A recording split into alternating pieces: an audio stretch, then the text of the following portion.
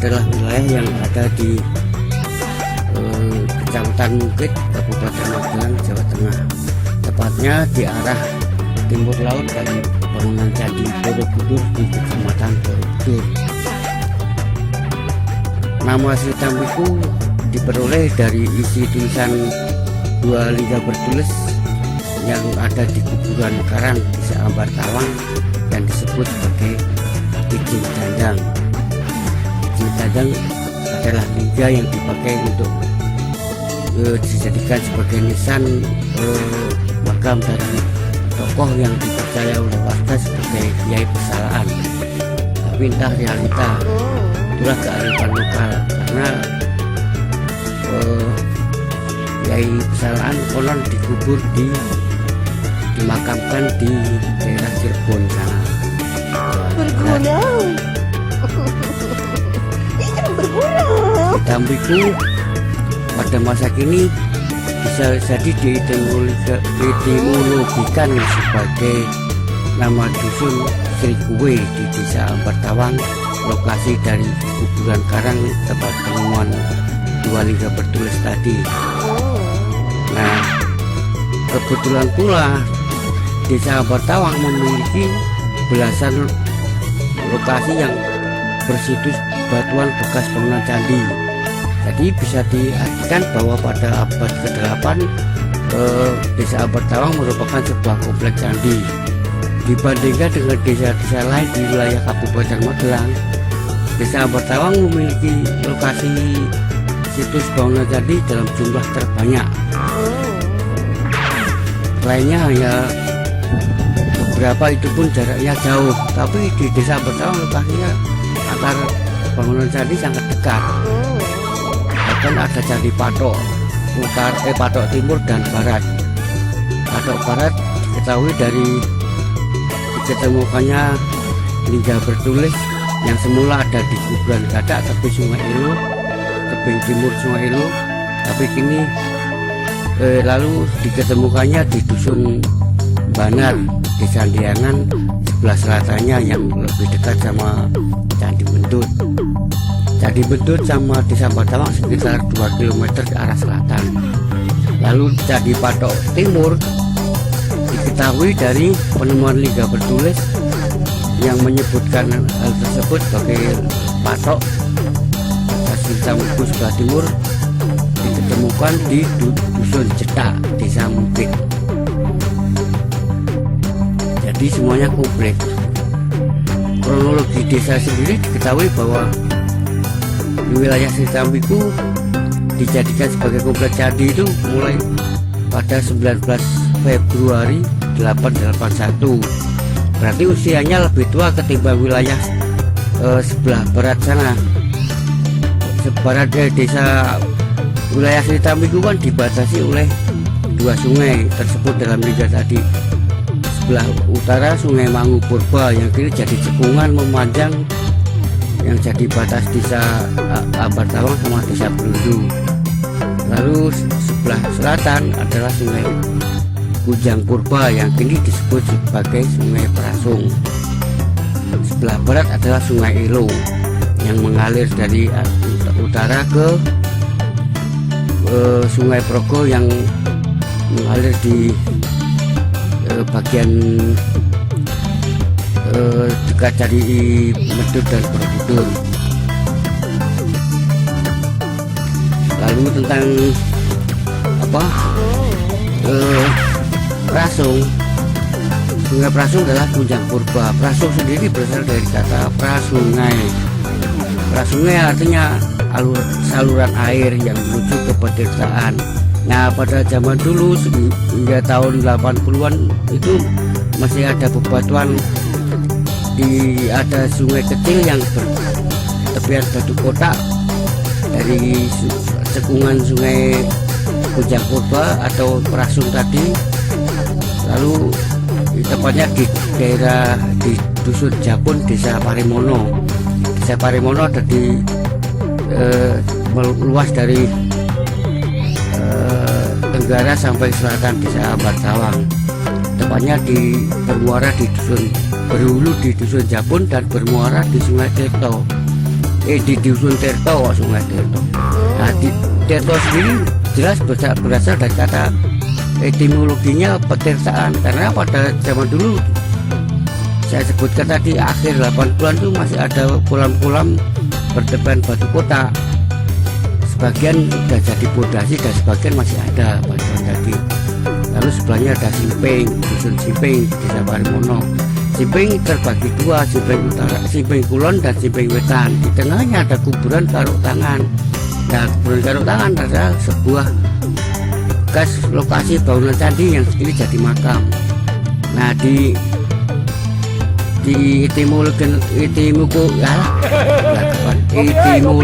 lagi itu candi kan betulnya dalam umat Hindu kan diibaratkan sebagai gunung, karena gunung mempunyai nilai sakral bagi umat Hindu. Dulu Jawa Tengah Hindu Siwa. Nah itu sebagai gunung, lalu dietimologikan diibaratkan gunungan wayang itu. Kanan kiri wayang adalah tatanan wayang kulit, itu namanya Simping.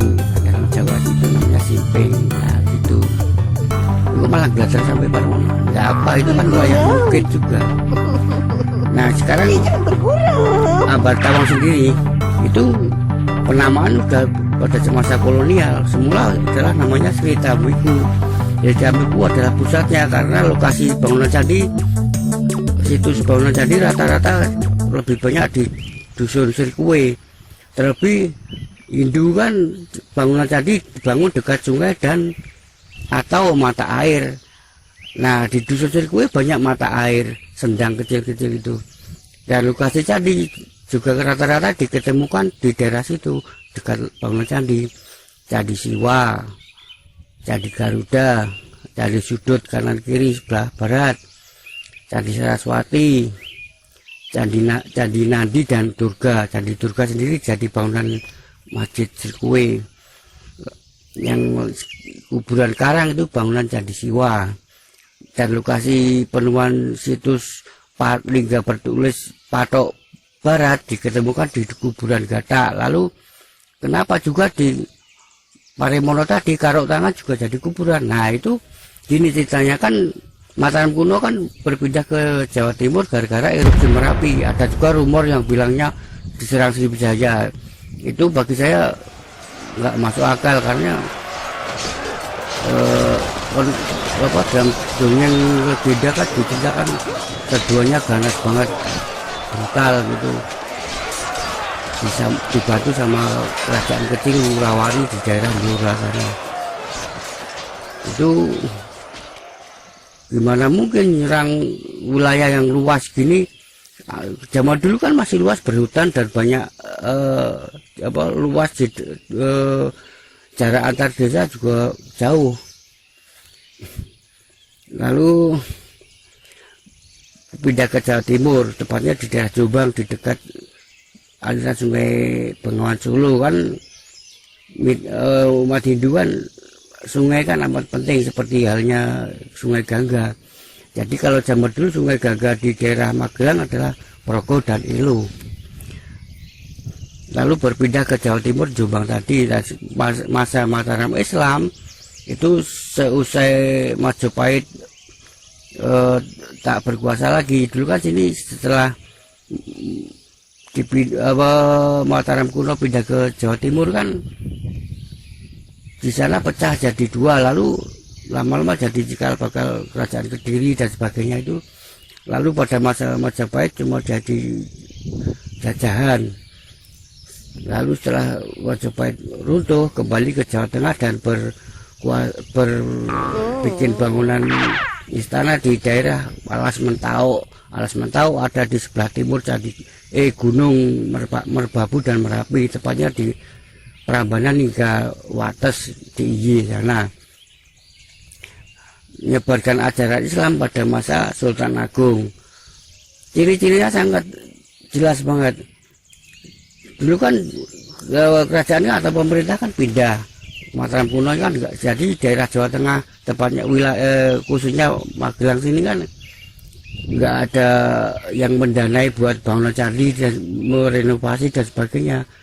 Karena bangunan candi itu merenovasi kan butuh biaya banyak dan senimannya juga khusus. Jadi udah pada berpindah ke Jawa Timur. Jadi banyak yang tetap rubuh dan dibangun seadanya. Lalu pada masa Mataram Islam, reruntuhan tadi dijadikan sebagai makam sama sebagian masjid. Itu syiar ajaran Islam. Perlahan berubah jadi Islam gitu. Bangunan candi yang jadi kuburan yang saya sebut tadi, Karok Tangan, Gata, Siwa, dan beberapa lagi semisal Dinggaron juga. Lalu bangunan masjid semisal Masjid Panjangan, itu bekas Candi Brahma. Masjid Gergunung dulu lokasi Candi Wisnu, dan candi di Sirkuwe itu bekas bangunan Candi Durga. Lalu diberi kubah yang khas berbentuk polanya itu logo Mataram dari tanah liat, jadi berbentuk sukun sama daun kluweh, linweh, itu logo Mataram. Mungkit sendiri itu artinya adalah semedi. Jadi pada suatu wilayah Sritamiku ada lokasi buat semedi bagi ibadah umat Hindu, itu wilayah untuk semedi khusus. Lalu di dekatnya ada dusun Japun di Paremono tadi. Nah itu bisa dihubungkan karena lokasinya juga dekat, sama-sama di sebelah timur dan tenggara desa Abartawang atau Sritamiku. Jadi ada di ujungnya, ujung timur. Japun adalah dari kata jejapu yang artinya mantra atau doa. Jadi doa untuk semedi tadi. Dan tadi sudah dibahas di dekat dusun Japun ada dusun Tirto, itu petirtaan. Jadi ada petirtaan untuk mensucikan diri, menghilangkan dosa. Di sebelah barat Sungai Elo, tepatnya di sebelah utara atau barat ya.